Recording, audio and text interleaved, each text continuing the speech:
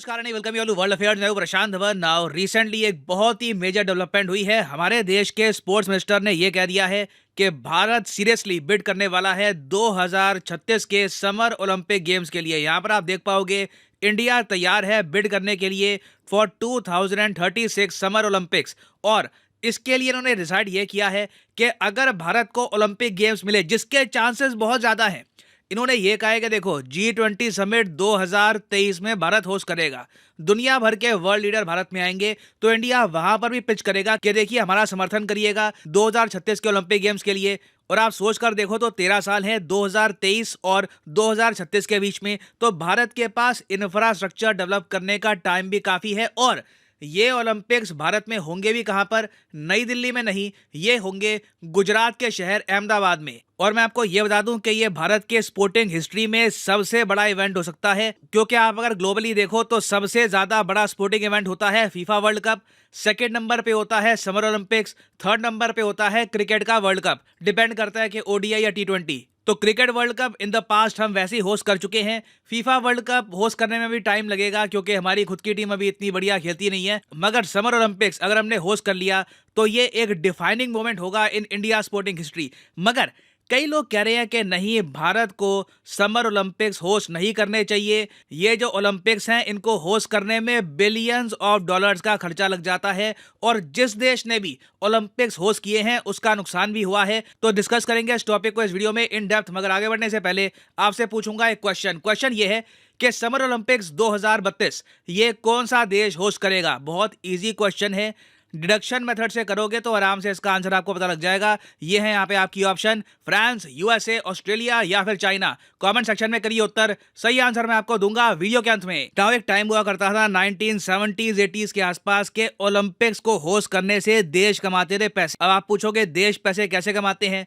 मान लो जी एक देश है फॉर एग्जांपल स्वीडन ने कहा कि ओलंपिक्स को होस्ट करेंगे। स्वीडन की सरकार ने अपनी तरफ से 3-4 बिलियन डॉलर खर्च के बहुत सारे स्टेडियम बना दिए ऑल ओवर स्वीडन। अब इनका टारगेट ये है कि स्टेडियम की टिकटों से पैसे आएंगे, उसके अलावा स्टेडियम में जो गेम्स खेले जाएंगे उसकी ब्रॉडकास्टिंग होगी टीवी पर। तो जो एडवर्टाइजर्स हैं, जो लोग ऐड चलाते हैं, वो भी सरकार को पैसे देंगे उसके लिए। और साथ ही साथ मर्चेंडाइज होता है, मतलब टी शर्ट छप रही है तो वहां पे जो एडिडास या फिर नाइकी का लोगो लगेगा तो उसके भी पैसे हैं, ये सब भी आएंगे। तो सरकारें आराम से अगर मान लो 3-4 बिलियन डॉलर लगाती थी ओलंपिक्स में, तो ये लोग कमा लेते थे 4.5-5 बिलियन डॉलर के आसपास। और साथ ही साथ देश में एक बड़ा स्पोर्टिंग इवेंट भी हो जाता था। मगर पिछले कुछ सालों में ओलंपिक्स को कहा गया है सफेद हाथी। सफेद हाथी के बारे में आपने सुना होगा। सफेद हाथी जो पालता है ना, उसका कुछ काम होता नहीं है। सफेद हाथी कुछ काम का आता नहीं है, बस उसको पालने में ही इतना खर्चा आ जाता है कि काफी बार वो घाटे का सौदा बन जाता है। और कई इकोनॉमिस्ट हैं, उन्होंने ये कहा है ओवर द इयर्स कि hosting Olympics is a bad deal. जो भी ओलंपिक्स होस्ट करेगा अंत में वो सरकार कर्जे में चली जाती है। एग्जाम्पल के लिए अगर मैं आपको बताऊं तो ग्रीस परफेक्ट एग्जाम्पल है, जिसने एक सफेद हाथी पाल लिया था। ग्रीस ने, आपको याद होगा, 2004 में ओलंपिक गेम्स होस्ट करी थी। एथेंस जो कैपिटल है ग्रीस में, वहां पर हुई थी ये गेम्स। इन ओलंपिक्स में ग्रीस ने इतने बिलियंस ऑफ डॉलर्स खर्च दिए और इतना कम रेवेन्यू वापस आया कि बताया जाता है कि ग्रीस की जो आज भी खराब आर्थिक हालत है, उसके पीछे ओलंपिक्स मेन रीजन है। पहले ही काफी हद तक ये देश इकोनॉमिकली बर्बाद हो चुका था, ओलंपिक्स ने आखिरी धक्का मार दिया।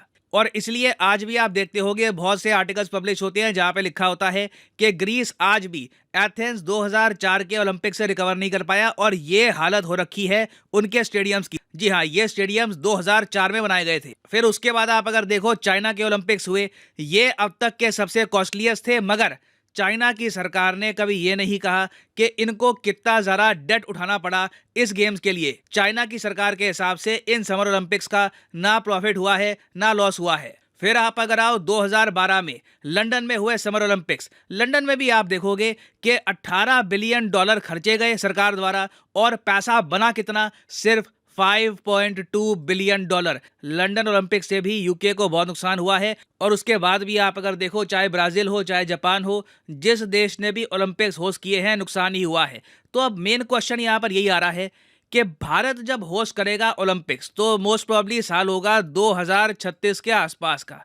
तो 2036 में इन्फ्लेशन के हिसाब से अगर हम एडजस्ट करके माने तो आराम से भारत को हो सकता है कि अराउंड $25 बिलियन खर्च करने पड़े इन गेम्स को होस्ट करने में। मोस्ट प्रोबेबली ये अमाउंट इससे भी आगे बढ़ जाएगा। तो इसलिए क्वेश्चन उठ रहा है कि क्या इंडिया को ये ओलंपिक्स होस्ट करने चाहिए, और इसके देखिए 3 रीजन है। लोग कहते हैं 3 रीजन है कि इंडिया को ओलंपिक्स होस्ट क्यों नहीं करने चाहिए। पहला तो देखिए कॉस्ट। दूसरा रीजन यहाँ पर यह भी है कि भारत में स्पोर्टिंग कल्चर ऐसा है नहीं कि लोग ऐसी गेम्स देखने के लिए भी आए। हमारे यहाँ प्राइमरली स्पोर्ट्स का मतलब होता है क्रिकेट। बाकी स्पोर्ट्स में आप देखो तो इतनी रुचि लोग दिखाते नहीं है। आप इमेजिन कर सकते हैं कि बाकी जो वेरियस और इवेंट्स होंगे, चाहे गुजरात में हो या फिर कहीं और हो, तो इतनी ज्यादा भीड़ आएगी नहीं। फिर फाइनल एस्पेक्ट यहाँ पर यह भी है कि इंडिया की खुद की जो ओलंपिक्स में परफॉर्मेंस है ये बहुत खराब रही है। अभी रिसेंट जापान ओलंपिक्स हुए, हमारी ओवरऑल मेडल टैली में रैंक क्या थी?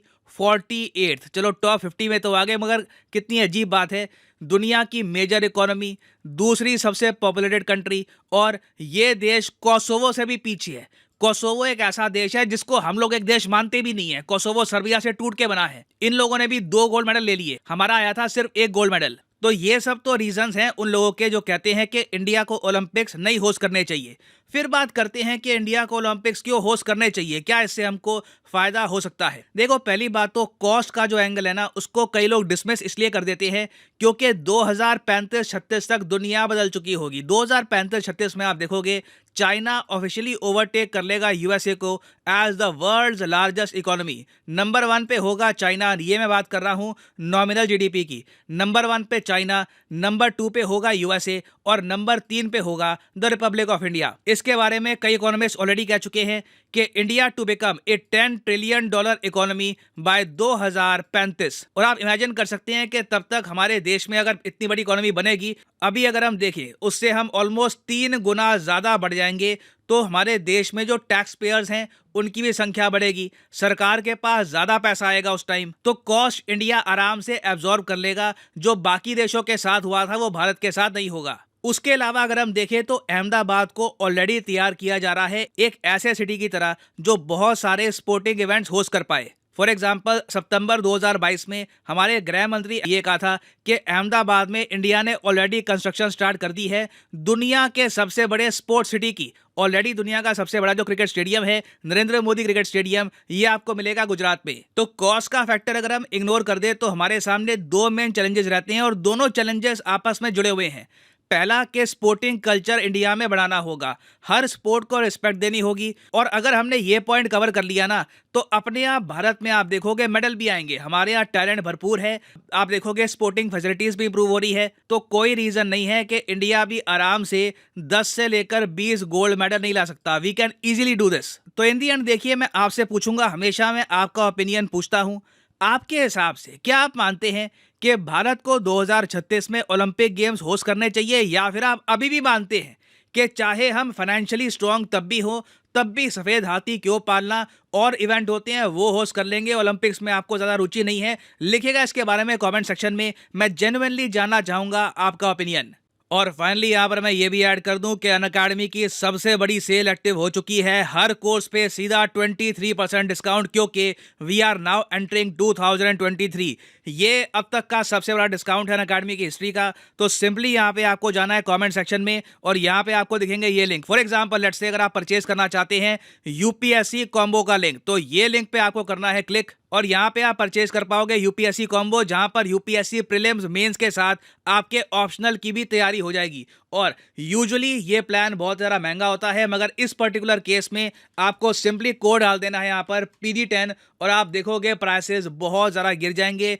फ्लैट 23% डिस्काउंट आपको मिल रहा है। ये डिस्काउंट कुछ ही दिनों में खत्म हो जाएगा, so make the best of it, use the code PD10। और बाय द वे, ये बस मैं यूपीएससी की बात कर रहा हूँ, ये massive discount SSC, bank, IIT, JE, pretty much हर एग्जाम में आपको मिल जाएगा। So make the best of this discount, use the code PD10 and save money. इसी नोट के साथ ये है वीडियो का अंत। Thank you for listening and as always, God bless you all.